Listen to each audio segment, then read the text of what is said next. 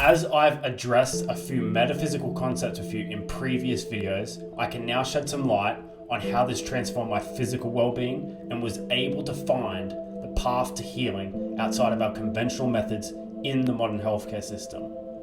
This won't be a detailed breakdown on how I was able to do this, not yet, but this is the pivotal point on how I was able to start this process.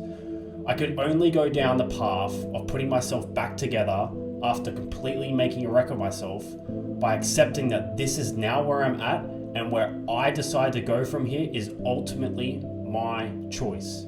I could either continue being in my feelings and let them dictate who I am now, saying why me, playing the game of victim mentality, or I could step onto the path that explores the possibility of what if. Confucius had a saying, "He who says he can't and he who says he can are both usually right." This is where your power is, allowing what story you choose to tell yourself in your mind, and it's your decision as to which one becomes truth. And it was here, in stillness, emptying my mind to remain silent, an anagram for listen, that I realized that this was always my course to take. A force within, guiding me not to think, but to feel through the pain and explore the suffering, that's the key that navigates me back to finding freedom on all planes of existence. I changed the story from why me to why not me.